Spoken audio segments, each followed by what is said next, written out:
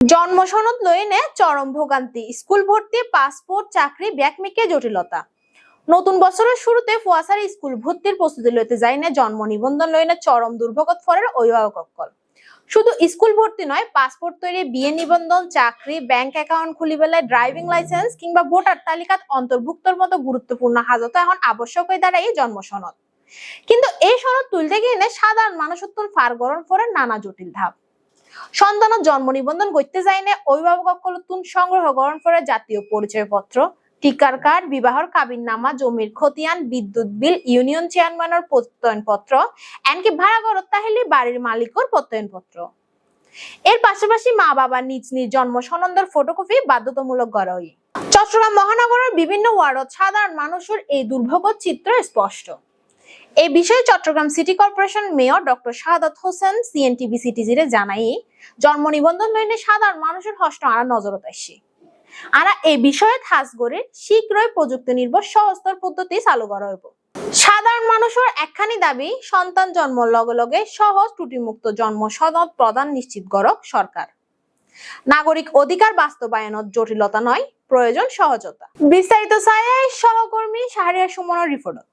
জন্ম নিবন্ধনের প্রবলেম মান বেশি সমস্যা গিয়ে রোহিঙ্গা অকল এটা আইনের ফরেতে ইয়ান বেশি প্রবলেম গিয়ে গই, বিশেষ করে রোহিঙ্গা অকল ইতিমধ্যে বোধকে দেশের বাইরে গিয়ে গই বিভিন্ন পাসপোর্ট লইরা এবং ইয়ানের ক্ষেত্রে যাই বোধ জন সরিয়ে গিয়ে গই, যার কারণে ইন আসলে বেশি স্ট্রিক্ট গিয়ে সোফার আই ইন লই একখান সহজ সমাধানের দিকে আই অলরেডি প্রশাসন আর যারা সচিব আছে প্রধান নির্বাহী কর্মকর্তারা হই দি, যাতে স্থানীয় মানুষের হতা হইলেই বুঝিব তারা স্থানীয় কিনা।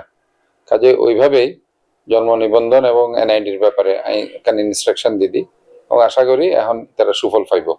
আইএনডিআর যারা সচিব আছে ওয়ার্ডের বেগুনেরও একই ইনস্ট্রাকশন দিদি যে এলাকার যারা মুরব্বী আছে, মহল্লা সর্দার আছে, যারা পেশাজীবী আছে, যারা গুণী ব্যক্তি আছে, প্রাক্তন কাউন্সিলর সকল আছে, তারা আলাপ করি একান সিদ্ধান্ত যাতে তারা যায়। কাজে যাতে তারা মানুষ যাতে কোনো হয়রানির সম্মুখীন নয়। জিন আই উনির ইনাই আসলে খুব আনলাই মানে বিব্রতকর।